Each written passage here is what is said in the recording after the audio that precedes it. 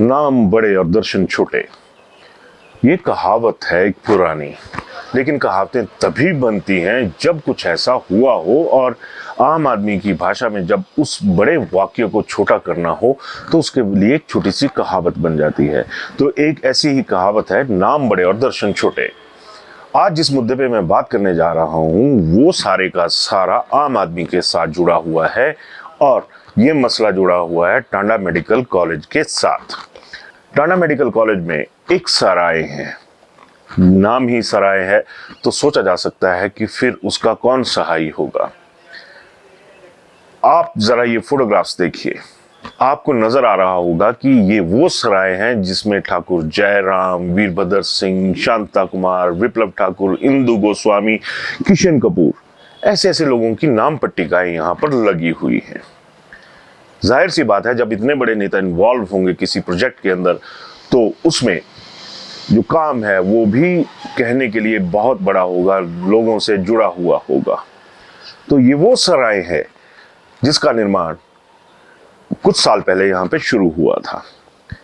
इस सराय के निर्माण के लिए उस दौर में एमपी रहे, सांसद रहे शांता कुमार जी, मैडम विप्लव ठाकुर जी, मौजूदा सांसद किशन कपूर जी, इन तमाम नेताओं ने अपनी सांसद निधि से पैसा दिया था। 25 लाख रुपए विप्लव ठाकुर और 25 लाख रुपए ही शांता कुमार जी ने दिए थे और बाद में 33 लाख रुपया जो है वो स्थानीय सांसद, जो मौजूदा सांसद हैं किशन कपूर, उन्होंने भी दिया था। मकसद सिर्फ इतना सा था कि यहाँ पर जो लोग आते हैं बाहर से इलाज करवाने, चंबा से और जिलों से, दूर दराज इलाकों से जो लोग आते हैं, उनको रात को सिर छुपाने के लिए, आराम से रहने के लिए कुछ जगह मिल सके। लेकिन हुआ क्या, आज लगभग 5, 6, 7 साल से ज्यादा का अरसा हो चुका है और ये बिल्डिंग भी कमोवेश तैयार हो चुकी है। जरा जब आप इसके अंदर जाएंगे तो आपको दिख जाएगा कि चमचमाता हुआ फर्श है, रंग है, रोगन है, सब कुछ है, लेकिन वो मरीज यहाँ पे नहीं है जिनके लिए ये व्यवस्था तैयार की गई थी। अब ऐसे में सवाल उठता है कि आखिर ये सारे एक तरह के जो ढोंग हैं वो किस लिए होते हैं, जो अगर आप लोगों ने ऐसी व्यवस्था को आम आदमी के लिए आगे देना ही नहीं है। अब ये आम आदमी के लिए काम था तो ये काम भी आम होकर ही चल रहा है। जरा सोचिए, अगर मैं सरकार के सिरे से बात करूं और जड़ तक आऊं तो क्या कभी आपने ये सोचा कि सचिवालय में अगर मंत्रियों के लिए या सीपीएस के लिए कमरे बनने हैं, उसमें साजो सामान लगना है, उसमें कोई देरी हुई हो? अगर मैं जिला स्तर पे आऊं तो ये डीसी ऑफिस में कुछ होना है, एसपी ऑफिस में कुछ होना है, एसडीएम ऑफिस में कुछ होना है, तो क्या इतने दिन सालों के हिसाब से कमरे खाली रहते हैं? नहीं, क्योंकि वहां पे खास आदमियों का उठना बैठना होता है। ये इसलिए नहीं हो रहा है क्योंकि यहां पर आम आदमी के साथ लेना देना सीधा उसके साथ जुड़ा हुआ है।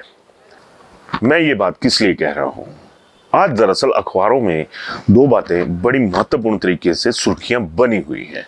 पहली बात ये थी, जो कि पूरे तमाम हिमाचल के अखबारों की सुर्खियां बनी, कि मुख्यमंत्री सुखविंदर सिंह सुक्खू दिल्ली गए और उन्होंने केंद्रीय जो स्वास्थ्य मंत्री हैं मनसुख मांडविया, उनसे मुलाकात की और उनसे कहा कि हमीरपुर में जो कैंसर का संस्थान है उसको खोला जाए। और दूसरी खबर थी दिव्य हिमाचल अखबार की, उन्होंने ये मुद्दा उठाया आज अखबार में कि जो मरीज हैं टांडा में, खासकर उन्होंने कैंसर पीड़ित मरीजों का जिक्र किया था, वो कीमो करवाने के लिए टांडा आते हैं और लगातार 5 दिन उनकी कई मरीजों की लगातार 5 दिन तक कीमो होती है। उन्होंने एक मरीज का भी जिक्र किया था और फोटो सहित बताया था कि ये महिला चंबा से आती हैं और बेहद गरीब हैं, लेकिन इनको कीमो लेने के दौरान जो टांडा अस्पताल का परिसर है उसमें खुले में रात बितानी पड़ रही है, वो भी इतनी ठंड में। तो ऐसे में सवाल उठता है कि अगर आप केंद्र सरकार के पास जाकर एक कैंसर का संस्थान मांग रहे हैं, बहुत अच्छी बात है, जो बीमारी है वो लाइलाज है तो कम से कम उसके इलाज का बंदोबस्त जो है वो हिमाचल में होना चाहिए। लेकिन सवाल ये उठता है कि जो पुराने संस्थान हैं जिनमें सुविधाएं भी तैयार हो चुकी हैं, वो आप लोगों से नहीं दी जा रही। इसी सराय पे आता हूं तो इस सराय के लिए जितना धन था वो सांसदों ने भी दिया और भारत हैवी इलेक्ट्रिकल लिमिटेड ने, भेल ने भी इस संस्थान को मदद की आर्थिक तौर पे। लेकिन अभी तक हुआ क्या, ये जो सराय है ये खाली पड़ी हुई है, इसका कोई उपयोग नहीं हो रहा है। लोग मरते हैं तो मरे, लेकिन ये काम नहीं हो रहा। सवाल ये भी उठता है कि अगर आप लोगों को ऐसे ढांचे ही चाहिए और ढांचों का कोई उपयोग ना हो, उसका भी क्या फायदा है। ढीठ हो चुकी है जो सिस्टम है, वो ढीठ पने की जो एक हद होती है उसको भी क्रॉस कर चुका है। अभी बताया जा रहा है कि इसे रेड क्रॉस सोसाइटी को हैंडओवर किया जा चुका है।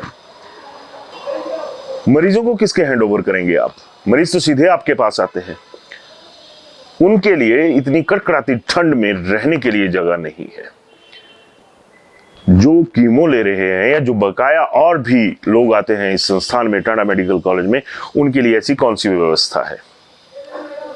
देने वालों ने कोई कमी नहीं रखी और सिस्टम ने जो दिया था उसकी धज्जियां उड़ाने में कोई कमी नहीं रखी। अब कहा जा रहा है कि रेड क्रॉस इसको देखेगी, तो आपको लगता नहीं कि ये जो रेड क्रॉस है जिसका निशान लाल रंग से बना हुआ क्रॉस है, वो एक काला क्रॉस बन के रह चुका है। यहां पर भी लोगों को नजर नहीं आता है। जब कोई विधायक आता है, मंत्री आता है या कोई अफसर आता है, उसके लिए तो तमाम इंतजामात हो जाते हैं। आपने प्राइवेट कमरों का भी रेट जो है वो बढ़ा के रख दिया है कि आरकेएस को आमदनी हो सके। कोई बात नहीं, जो सिस्टम जरूरी है उसके लिए करिए, लेकिन उन लोगों के लिए क्या व्यवस्था है जो प्राइवेट कमरे का किराया नहीं दे सकते हैं? एक सराय देने से भी परहेज है। कहां पे सिस्टम रुका हुआ है? अगर मैं बाकी चीजों की बात करूं तो कई मसलों में जो सरकार की योजनाएं हैं वो भी पिटी हुई साबित हो रही हैं और ये कहा जा रहा है कि फंड नहीं है। लापरवाही आखिर कहां तक? अगर इसी मुद्दे पर चलूं तो कोरोना वायरस की बात भी साथ में जुड़ती है। देश में एक बार फिर कोरोना दस्तक दे चुका है और उसका वेरिएंट थोड़ा सा अलग है, लेकिन कोरोना दस्तक दे चुका है। ये खबरें लगातार आ रही हैं। अब तो दिल्ली में भी एक केस जो है वो सामने आ चुका है। जरा सोचिए, कोरोना का संक्रमण जिस तरह से फैलता है, अगर ये एक बार फिर फैला तो सरकार तो छोड़िए, आम आदमी के साथ खड़ा होने वाला कौन होगा? क्योंकि कोरोना वॉरियर्स जिन्होंने अपनी जिंदगी को दांव पर लगाकर रोजगार हासिल किया था, आप लोगों ने उन्हें भी दरकिनार करके रख दिया। ईश्वर ना करे कि ये बीमारी दोबारा आए, ये वायरस दोबारा आए। मान लीजिए अगर ये वायरस दोबारा आता है तो वो भरोसा कहां पे होगा जो पुरानी सरकार ने दिया था और मौजूदा सरकार ने उसको हटा के रख दिया? कौन ऐसे वॉलंटियर्स होंगे जो इस बात पे भरोसा करेंगे कि हम अगर दोबारा, ईश्वर ना करे कि दोबारा ऐसा मौका आए, लेकिन फिर भी ऐसा मौका आता है तो कौन ऐसे व्यवस्था में संबल बन के खड़ा होगा, सहारा बन के खड़ा होगा आम आदमी के? क्योंकि पिछले दौर में भी हमने ये देखा है कि व्यवस्थाएं तमाम चरमरा कर रह गई थी और यही लोग थे जब सामने आए थे।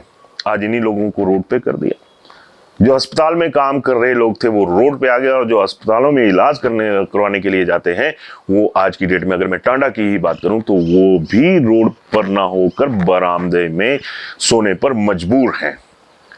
तो जरूरत है कि इन सारी चीजों को देखा जाए। और मेरा ये भी रहेगा कि शांता कुमार जी जो अक्सर बड़े मामलों पर अपनी आवाज उठाते हैं, क्या उन्होंने आज तक पूछा जिला प्रशासन से या सरकार से कि भैया हमने पैसे दिए थे, उस पैसे का क्या हुआ?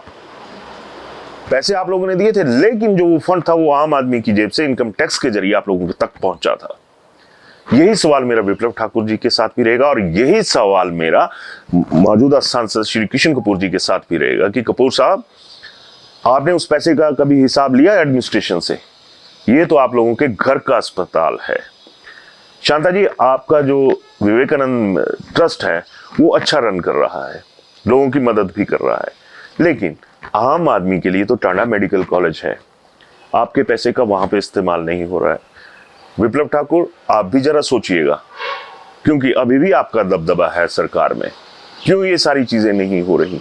दबदबा फिर उस किस काम का कि अगर उसके दबाव में आपकी अफसरशाही ना आए, आपका सिस्टम ना आए। आम आदमी का कुछ नहीं है, वो बेचारा जाएगा, उसकी मजबूरी है। लेकिन इतना जरूर सोचिएगा, मेरा सरकार से भी अनुरोध रहेगा कि जब आप लोगों से जुड़ी हुई बातों की सारी चीजें हो जाती हैं और प्रायोरिटी पे होती हैं और तत्काल प्रभाव से वो व्यवस्थाएं काम करना भी शुरू हो जाती हैं, चाहे ये आपके जो आराम से जुड़े हुए मुद्दे हैं उनसे क्यों ना हो, तो फिर आम आदमी कहां जाएगा? मुद्दा बहुत बड़ा है, सोचिएगा जरूर। और जिन नेताओं ने इसके लिए पैसा दिया था उनको भी सोचना चाहिए। कि आम आदमी के लिए आपने कहा, उस दौर में खूब वाहवाही भी लूटी थी, लोगों ने आपको खूब दुआएं दी थी। दुआओं के हकदार तो बन गए, लेकिन अब जब बद्दुआएं निकल रही होंगी, उनका जिम्मा कौन लेने के लिए आगे आएगा, सिस्टम या सरकार? धन्यवाद।